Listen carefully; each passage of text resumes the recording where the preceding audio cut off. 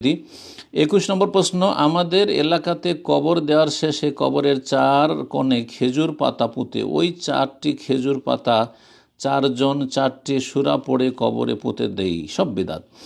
আমি ওনাকে জিজ্ঞাসা করেছিলাম, ওনারা বলল যে নবী সাল্লাল্লাহু আলাইহি ওয়াসাল্লাম কবরস্থানের পাশ দিয়ে হেঁটে যাওয়ার সময় একজন ব্যক্তির কবরের মধ্যে খুব আযাব হচ্ছিল। নবী সাল্লাল্লাহু আলাইহি ওয়াসাল্লাম আদেশ করেছিলেন, ওই ব্যক্তির কবরে খুব আযাব হচ্ছে, তোমরা গিয়ে খেজুর পাতা পুঁতে দাও। তাই আমরা এটা করি। এটা কি সত্য? কোরআন বা হাদিসে নবী সাল্লাল্লাহু আলাইহি ওয়াসাল্লামের জামানায় কেউ কি করেছেন? রাসূলুল্লাহ সাল্লাল্লাহু আলাইহি ওয়াসাল্লাম দুটো কবর পাশ দিয়ে যাচ্ছিলেন। সহিহ বুখারী, মুসলিম, অন্যান্য হাদিসের কিতাব হাদিস। ইন্নামা লা ইউআযাবানা ওয়া মা ইউআযাবান কাবির। ওহীর মাধ্যমে জানতে পারলেন যে এই দুটো কবরে আযাব হচ্ছে। দুইজনের দুটো অপরাধ ছিল, গুনাহগুলি কাবিরা গুনাহ ছিল। যাই হোক, রাসূলুল্লাহ সাল্লাল্লাহু আলাইহি ওয়াসাল্লামকে শাফাআতের অনুমতি দেওয়া হলো, কিন্তু শাফাআতটা ছিল সঠিক ব্যাখ্যায় হাদিসের শাফাআতুল মুআক্কাতা, একটা নির্দিষ্ট বা সীমিত কালের জন্য সুপারিশ ছিল রাসূলুল্লাহ সাল্লাল্লাহু আলাইহি ওয়াসাল্লামের, যাতে করে মানুষ এই পাপগুলিতে লিপ্ত না হয়। আর এদের আযাব হচ্ছে, আযাবটা হালকা হয়। সেটা হচ্ছে যে তিনি দুটো খেজুর ডাল নিলেন আর দুই কবরের উপরে দুটো গেড়ে দিলেন, 4 কোনায় নয়, দুই কবরের ওপর দুটো গেড়ে দিলেন আর বলে লাআল্লাহু ইউখাফফাফ আনহুমা মা লাম ইয়াইবেসা, এই দুটো কবরের আযাবকে হালকা করা হবে যতদিন পর্যন্ত এই দুটো ডাল শুকিয়ে না যায়। এই সময়টা নির্ধারণ করে দিয়েছেন রাসূলুল্লাহ সাল্লাল্লাহু আলাইহি ওয়াসাল্লামের কাছে আল্লাহ রাব্বুল আলামিন ওহী মারফত, জিবরিল মারফত। জি, এতদিন পর্যন্ত আযাবটা হালকা থাকবে, তারপরে তার অপরাধ যদি থাকে তো আযাব হইতে থাকবে। এতদিন জন্য সুপারিশ।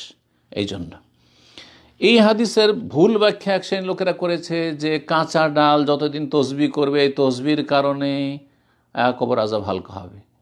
তো কোরআন এবং হাদিসে কি আছে যে কাঁচা ডাল শুধু তসবিহ করা, শুকনো তসবিহ করা? বরং কোরআন কারীমের সূরায়ে বনী ইসরাঈল সূরাতুল ইসরা ওয়া ইম মিন শাইইন ইল্লা ইউসাব্বিহু বিহামদি, যে কোনো বস্তু, শুকনো, রসাল, পৃথিবীর সব কিছু গাছপালা, জীব জন্তু, সমস্ত কিছুর, লোহা, স্বর্ণ, চাঁদি, আল্লাহ যা সৃষ্টি রয়েছে সেই যে কোনো বস্তু, আল্লাহ ছাড়া সব কিছু সেই, সব কিছুই আল্লাহর প্রশংসার সাথে সাথে তসবিহ করে। ওয়ালাকিন লা তাফকাহুনা তাসবিহ, তবে তাদের তসবিহ তোমরা অনুধাবন করো না, বুঝতে পারো না। তাহলে শুকনো আর কাঁচার কোনো পার্থক্য নেই এই ক্ষেত্রে। তারপরে রাসূলুল্লাহ সাল্লাল্লাহু আলাইহি ওয়াসাল্লাম এই দুটো কবরের ওপর শুধু খেজুর ডাল পুঁতেছিলেন, আর কোনো ক্ষেত্রে তিনি করেননি। তার জীবদ্দশায় অনেক মাইয়ে দাফন হয়েছে, ভালো হয়েছে, কারো ভুল ভ্রান্তিও ছিল, কারো কবরের ওপর এই রকমের খেজুর ডাল পুঁতেননি। তারপরে খোলাফায়ে রাশিদিন এর উপর আমল করেননি। না হলে বলতাম যে এটি সুন্নত, সেই জন্য তারা বুঝেছেন যে রাসূলুল্লাহ ওই হাদিসের আলোকে এটি কাজ করতে হবে। সুতরাং এটি একটি বিদআত, আর এই বিদআত করা হচ্ছে গুমরাহির পরিণাম, অবশ্যই জাহান্নামের শাস্তি যদি আল্লাহ মাফ না করে। সুতরাং এইসব বিদআতগুলি করবেন না। তারপরে ওলামারা আরও বেশ কিছু কথা হয়, তার মধ্যে একটি কথা এখানে বলে দিই, সেটা হচ্ছে যে রাসূলুল্লাহ ওহীর মাধ্যমে জানতে পেরেছে এই দুটো কবরে আযাব হচ্ছে। আপনি যাদের কবরে খেজুরের ডাল পুঁতছেন, কি আপনি কি জানছেন যে তাদের কবরে আযাব হচ্ছে? হতে পারে যে তারা নেক, তাদের কবরে নেয়ামতে ভরে দেওয়া হয়েছে, আপনি কি সাহসে তাদের কবরের ওপর আপনি ডাল পুঁতলেন?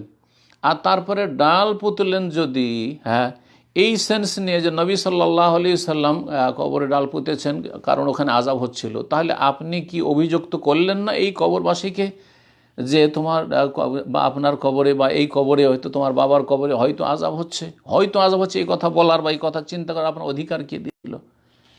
সুতরাং সতর্ক সাবধান এইরকম বিদআত থেকে। যারা এইসব বিদআত করবে তারা গুনাহের কাজ করছে, আর যে কোনো বিদআত কাবিরা গুনাহ। আল্লাহ যেন এই সমস্ত বিদআত থেকে বেঁচে থাকার তৌফিক